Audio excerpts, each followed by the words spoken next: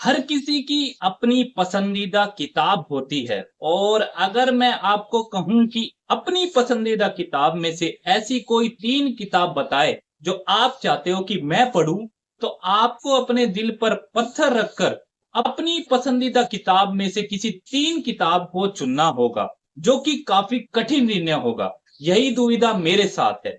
इस वीडियो में मैं अपनी सभी पसंदीदा किताब में से उन किताबों पर चर्चा करूंगा जो मुझे लगता है कि आपको अपने जीवन में एक बार तो जरूर पढ़नी चाहिए।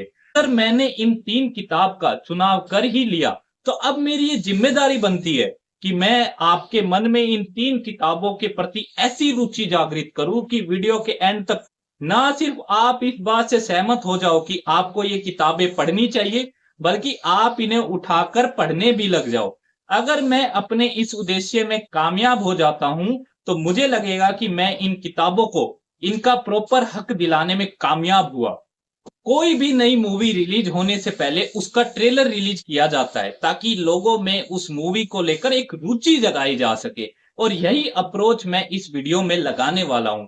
मैं इस वीडियो में इन 3 किताबों का एक ट्रेलर देने की कोशिश करूंगा। मैं पूरी कोशिश करूंगा कि मैं इन ट्रेलर को जितना मजेदार बना सकूं उसको बनाऊं। तो इस वीडियो की शुरुआत करेंगे हम पहली किताब से, जिसका नाम है श्रीमद् भागवत गीता। और अगर आपको लगता है कि आपकी इस किताब में कोई रुचि नहीं है, तो आप बस जिंदगी के अगले कुछ मिनट दे दो, और आपकी फिर भी इस किताब में रुचि नहीं जागती, तो आप बेशक इस वीडियो को वहीं की वहीं छोड़कर चले जाना।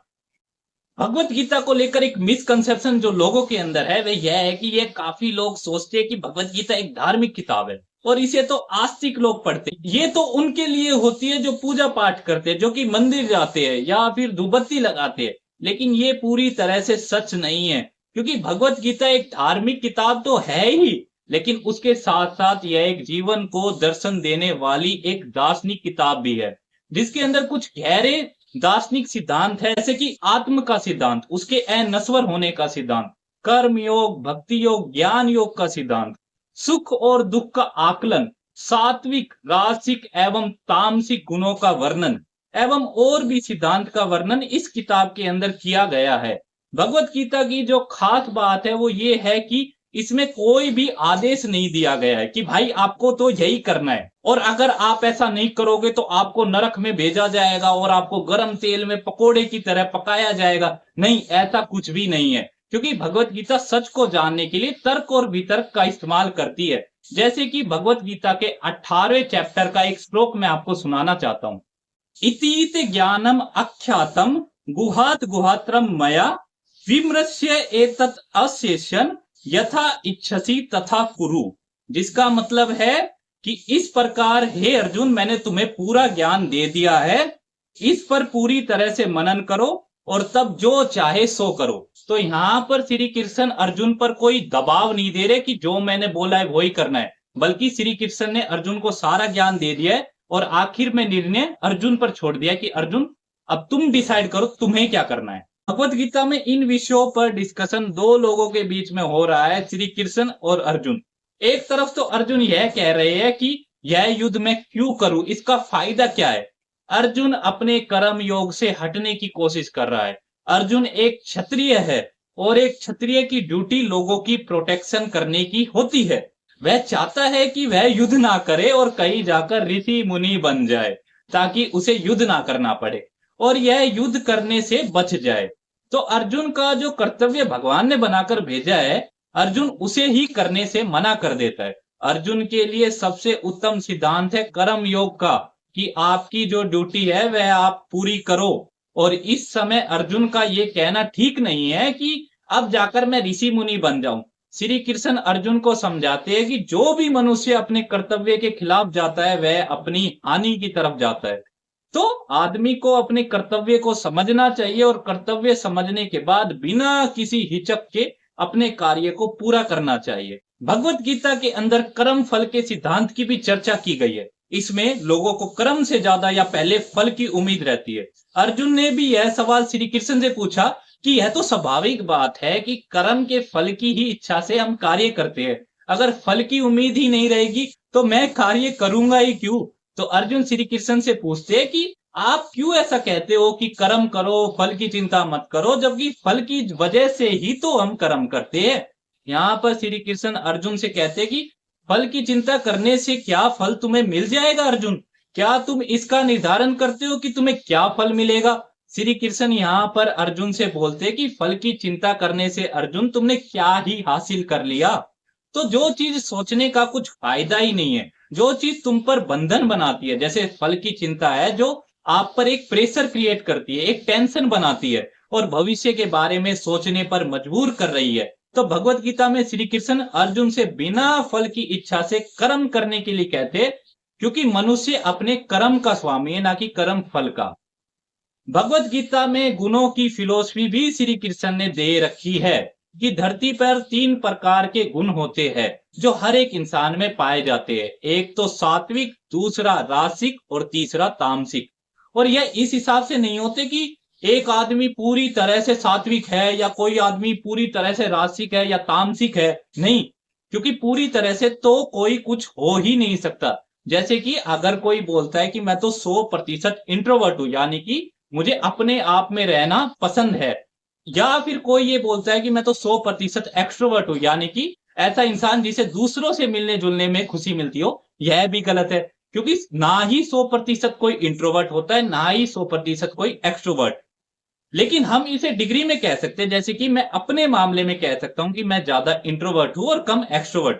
मैं ज्यादा अपने आप में रहना पसंद करता हूं और कम दूसरों में। लेकिन मैं पूरा 100% इंट्रोवर्ट नहीं हूं, क्योंकि कोई भी 100% इंट्रोवर्ट हो ही नहीं सकता। लेकिन मैं ऐसा कह सकता हूं कि मैं 70% इंट्रोवर्ट हूं और 30% एक्सट्रोवर्ट। अगर कोई यह बोले कि कोई इंसान 100% तामसिक है और उसके अंदर तो सारे ही अवगुण है जो एक बुरे इंसान में होते हैं, तो यह चीज भी गलत है। क्योंकि कोई भी इंसान 100% ना सात्विक होता है, ना रासिक होता है, ना तामसिक। सात्विक गुण वह होते हैं जो ऋषि मुनियों में बताए गए हैं, रासिक गुण वे होते हैं जो राजा महाराजा में बताए गए हैं, और तामसिक गुण वह होते हैं जो बुरे लोगों में पाए जाते हैं। तो इस फिलोसफी के बारे में भी जिक्र किया गया है कि एक ही इंसान के अंदर ये तीनों गुण होते हैं, बस सब में इनकी मात्राएं अलग अलग होती है। जब भी हम किसी किताब को पढ़ने के बारे में सोचते हैं तो हमें लगता है कि क्या यह किताब हमें पूरी पढ़नी पड़ेगी। जरूरी नहीं है कि भगवत गीता को आप पूरी पढ़ो। भगवत गीता में कई सारे चैप्टर ऐसे हैं जिन्हें हम सीधा भी पढ़ सकते हैं। यह जरूरी नहीं कि आप भगवत गीता को शुरू से ही पढ़े। अगर आपका मन करे कि आपको कर्म योग के बारे में पढ़ना है, तो आप कर्म योग वाला चैप्टर उठा लो और उसके श्लोक देखो और उसको समझो। योग का हिंदी में मतलब है जोड़। तो यह जरूरी नहीं कि यह जो जुड़ाव है ये ज्ञान योग से हो या कर्म योग से हो। ज्ञान योग से भी हो सकता है, कर्म योग से भी हो सकता है, भक्ति योग से भी हो सकता है, और इन तीनों के योग से भी हो सकता है। तो अगर आपको यह लगता है कि भाई मैं तो बड़ा ही फिजिकली एक्टिव आदमी हूं, तो जरूरी नहीं कि आप ज्ञान योग वाले चैप्टर को पढ़ो या भक्ति योग पढ़ो। ऐसी कोई भी पाबंदी नहीं है। अगर आपको लगे कि भाई मुझे तो ज्ञान लेना बहुत पसंद है, नई नई किताबें पढ़ना पसंद है, तो आप जो है ज्ञान योग वाले चैप्टर को भी पढ़ सकते हो। और अगर आपकी रुचि भक्ति में है और आपको जानना है कि भगवान की भक्ति कैसे की जाती है, उनकी पूजा करने की विधि, तो आप भक्ति योग भी पढ़ सकते हो। जैसे कि मैं भक्ति योग चैप्टर को ज्यादातर छोड़ देता हूं क्योंकि मेरी उस तरफ रुचि नहीं है, लेकिन जिसकी भक्ति में रुचि है वो भक्ति योग के बारे में भगवत गीता में जान सकता है। तो यहाँ पर मैं यह बताना चाहता हूं कि ऐसा जरूरी नहीं कि आपको पूरी किताब पढ़नी है या सारी ही समझनी है। आप अपने से जुड़ी जानकारी भी अच्छी तरीके से समझ लोगे तो वह भी इनफ है। जो मार्केट में भगवत गीता आपको आसानी से मिल जाती है वो ज्यादातर इस्कॉन वाली है। इसके अंदर सबसे पहले तो श्लोक लिखे होते हैं और उसके नीचे वर्ड मीनिंग, फिर उस श्लोक की हिंदी ट्रांसलेशन लिखी हुई होती है, और उसके बाद उस श्लोक की कमेंट्री होती है जिसमें उन श्लोक का मतलब समझाया जाता है। जैसे मेरे पास जो भगवत गीता है इसकी कमेंट्री भक्ति वेदांता श्री सिरला प्रभुपाद ने की है। क्योंकि जो कमेंट्री लिखी गई है वह एक भाव से लिखी है। जरूरी नहीं कि यह जो भाव जिसने कमेंट्री लिखी है वो श्री कृष्ण के प्रति उनका है, वही भाव आपका और मेरा हो। इसीलिए मेरे केस में मैं कमेंट्री नहीं पढ़ता, सिर्फ श्लोक और उनकी ट्रांसलेशन पढ़ता हूं। लेकिन आप चाहे तो इसमें दी गई कमेंट्री भी पढ़ सकते हो। जो धार्मिक लोग हैं उनकी आस्था पर मुझे कोई भी शंका नहीं है, उनकी आस्था के खिलाफ मैं नहीं हूं। लेकिन मैं जो हूं इस समय का आदमी हूं, और इस समय में जो बुराई है शायद वह मेरे अंदर भी हो सकती है। इसीलिए मैं भगवत गीता के अर्थ को उस हिसाब से नहीं समझ पा रहा जिस हिसाब से आस्थावान लोग समझते हैं। इसीलिए मैं इन कमेंट्री को नहीं पढ़ता।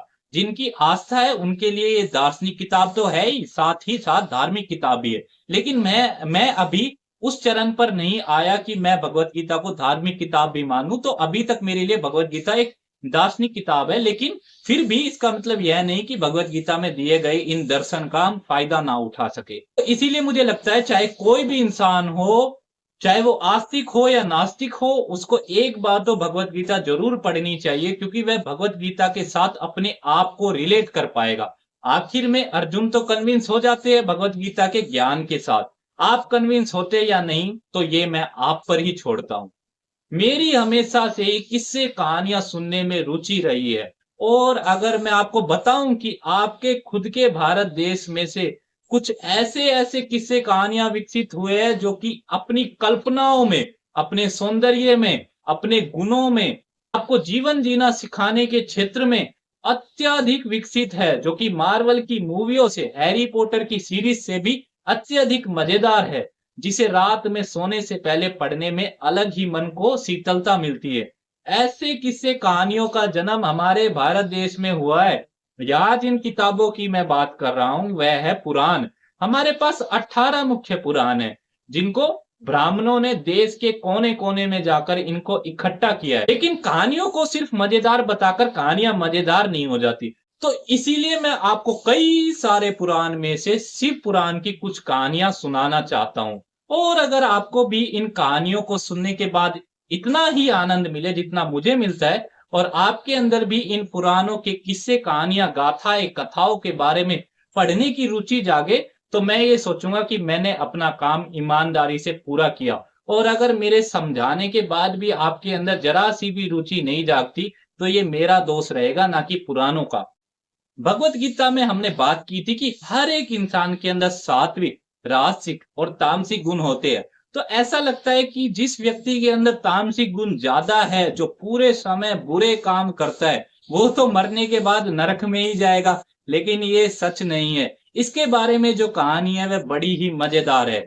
जैसे कि एक ब्राह्मण था जिसके अंदर सारे अवगुण थे। शराब पीना, मांस खाना, जुआ खेलना, सारे के सारे अवगुण से वो भरा हुआ था। एक तरीके से कहा जाए तो वो 90% तामसिक इंसान था। एक बार क्या होता है, वह एक मंदिर के आगे से जा रहा होता है और उस मंदिर में शिव पुराण की कथा चल रही होती है।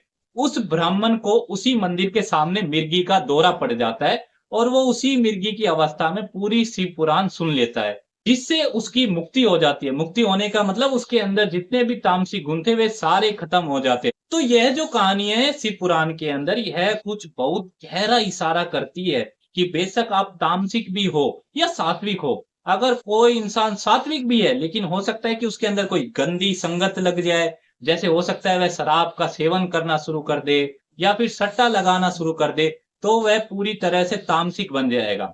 एक मजेदार कहानी और है जिसमें दो ब्राह्मण पति पत्नी रहते हैं, और जो पति है वह ब्राह्मण होने के बाद भी शराब का सेवन करता था, मांस खाता था। एक तरीके से बोला जाए तो वह भी 90% तामसिक था और 10% ही उसमें सात्विक गुण थे। जैसे कि संगत की रंगत तो होती है, तो इसी तरीके से उस ब्राह्मण की जो पत्नी थी वह भी अपने पति की बुरी संगत के प्रभाव से तामसिक बन जाती है।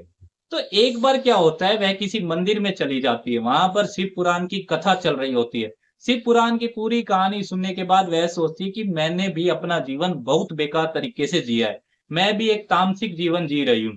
वह ब्राह्मण की पत्नी जो शिव पुराण सुना रहा होता है उससे जाकर पूछती है कि मैं भी एक तामसिक औरत हूं, तो इसका क्या उपाय। तो वह ब्राह्मण उसे बताते हैं कि शिव पुराण की कथा को पूरा सुनो और उसके शब्दों के उच्चारण करो। यह सुनने के बाद वह औरत शिव पुराण की कथा सुनना शुरू कर देती है और फिर धीरे धीरे सात्विक हो जाती है।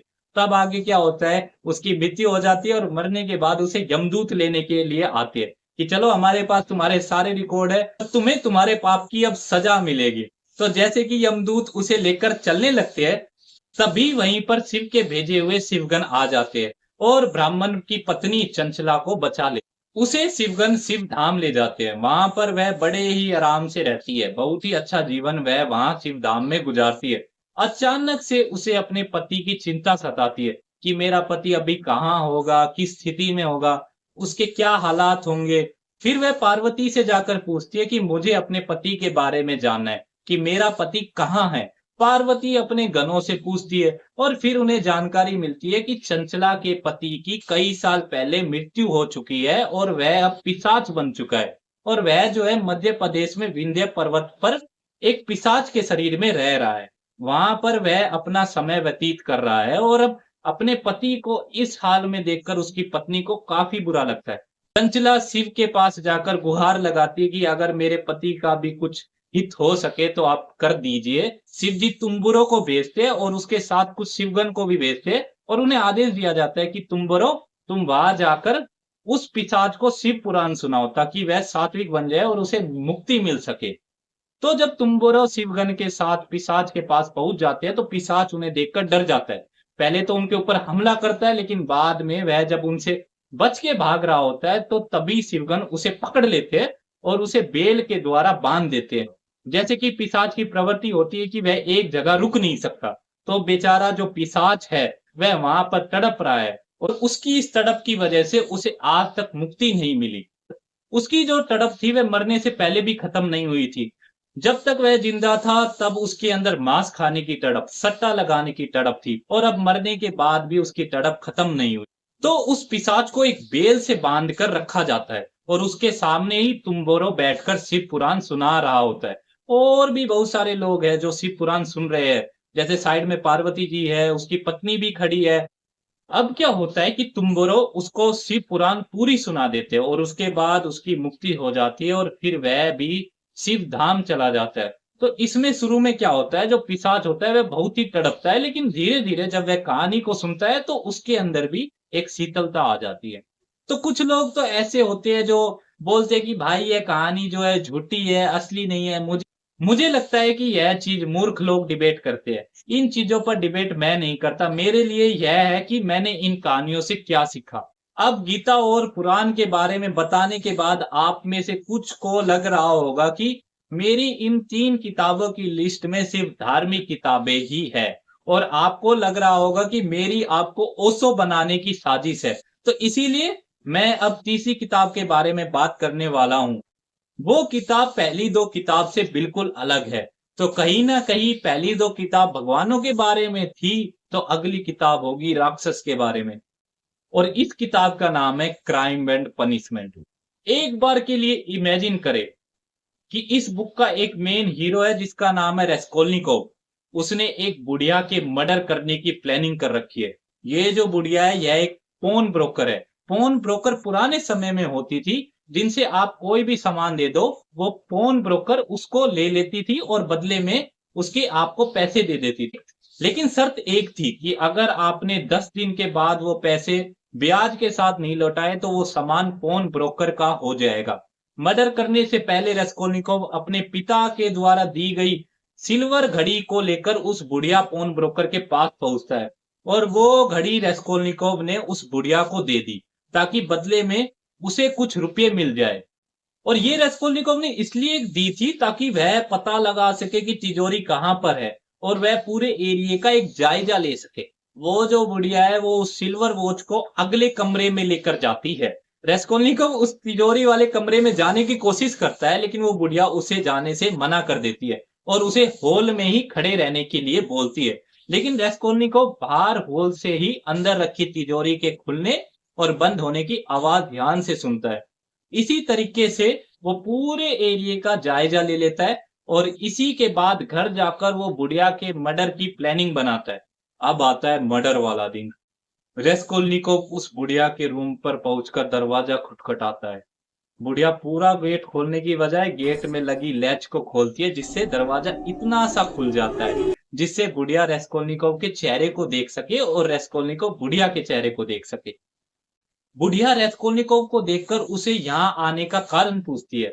तो रेस्कोल्निकोव कहता है कि मैं रेस्कोल्निकोव हूँ और अगर आपको याद हो तो मैंने आपको एक सिल्वर की वॉच दी थी और अब मैं पैसे वापस देकर उस वॉच को लेने आया हूँ। तो बुढ़िया पूरा दरवाजा खोल देती है। रेस्कोल्निकोव ने एक बड़ा कोट पहन रखा है और उस कोट के अंदर उसने एक कुल्हाड़ी छुपा रखी है। रेस्कोल्निकोव बुढ़िया से बातचीत करने की कोशिश करता है ताकि रूम में माहौल थोड़ा सा अच्छा हो सके, लेकिन वो बुढ़िया ज्यादा बातचीत नहीं करती जिससे रेस्कोल्निकोव की टेंशन बनी रहती है। बुढ़िया अब तिजोरी की तरफ जाती है रेस्कोलनिकोव की घड़ी निकालने के लिए और रेस्कोलनिकोव उसका पीछा करता है। तो जैसे ही वो बुढ़िया उस तिजोरी वाले कमरे में जाती है, वैसे ही पीछे से रेस्कोलनिकोव उसके सर के बीचों बीच कुल्हाड़ी से वार करता है और उसका सर वहीं खुल जाता है और खून झरने की तरह बहने लग जाता है और वहीं बुढ़िया मर जाती है। तो रेस्कोलनिकोव ने जब खून किया तो वो थोड़ा-थोड़ा हड़बड़ा रहा था। बुढ़िया के कपड़े से चाबी निकालता है और तिजोरी खोलकर सारा सामान, सारे पैसे कोट की जेब में डाल लेता है। पर अचानक उसे याद आता है कि शायद उसने दरवाजा लॉक नहीं किया और उसे अचानक पैरों की आवाज सुनाई देती है। अब बुढ़िया का खून बहकर दूर तक पहुंच जाता है और होल से रेस्कोनिकोव को किसी के पैरों की आवाज सुनाई देती है और वो पैर की आवाज उसके और नजदीक आती जा रही है। रेस्कोनिकोव एक समय के लिए काफी डर जाता है।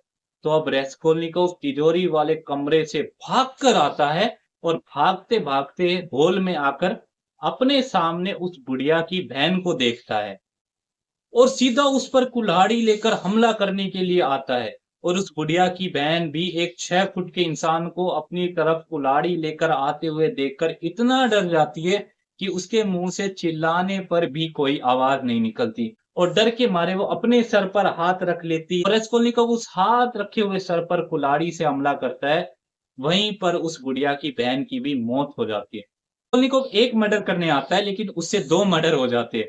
अब वो जल्दी से दरवाजा बंद करता है और अपने आप को कंट्रोल में लाने की कोशिश करता है। अब वो कुल्हाड़ी से पहले खून साफ करता है और जल्दी से वहां से निकलने के बारे में सोचता है। इतने में ही उसे दरवाजे पर किसी की जोर-जोर से दरवाजा खड़खड़ाने की आवाज आती है। ठन ठन ठन। उस तरफ से दरवाजे को 2 लोग लगातार पीट रहे हैं और चिल्ला रहे हैं कि ए बुढ़िया बाहर, क्या मर तो नहीं गई, अभी तक सो रही है क्या? वो दोनों बुढ़िया के जान पहचान वाले कस्टमर होते हैं और थोड़ी देर के लिए वो सोचे कि बुढ़िया कहीं बाहर गई हुई होगी और वो वहां से जाने का मन बना लेते हैं कि इतने में ही उनमें से एक, जो कि रेस्कोल्निकोव की तरह ही लॉ का स्टूडेंट होता है, वो देखता है कि दरवाजा तो अंदर से बंद है। तो वो दरवाजे को फिर से पीटता है। दरवाजा फिर भी ना खुलने पर उनको शक हो जाता है। तो वो ध्यान से दरवाजे को कान लगाकर अंदर की आवाज सुनने की कोशिश कर। उधर से रेस्कोल्निकोव भी दरवाजे पर कान लगाकर बाहर की आवाज सुनने की कोशिश करता है। कुछ आवाज न आने पर लॉ की पढ़ाई करने वाला स्टूडेंट अपने दोस्त से कहता है कि तू यहीं रुक, मैं नीचे से किसी को बुला कर लाता हूँ।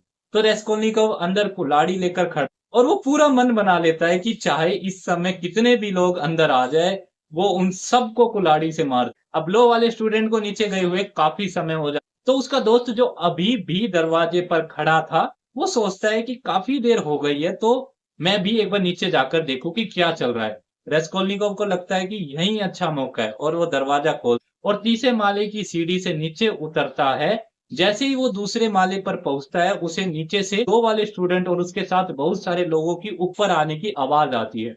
तो वो दूसरी मंजिल में एक रूम देखता है जो अभी पेंट हुआ है और सूखने के लिए उस रूम को खाली छोड़ रखा है। तो रेस्कोल्निकोव उस रूम में चला जाता है और जैसे ही वो लोग ऊपर जाते तो वो उस रूम से बाहर निकलकर नीचे सीढ़ी उतरकर कॉलोनी से चुपचाप बाहर आ जाता है।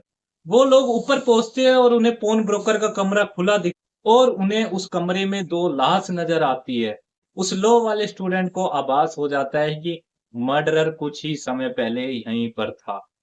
रेस्कोल्निकोव एक लॉ का स्टूडेंट है। उसके पिता की मौत हो चुकी है और वह शहर चला आया है कुछ करने के लिए। तो शुरू में तो अपने खर्चे निकालने के लिए वह बच्चों को ट्यूशन देता है।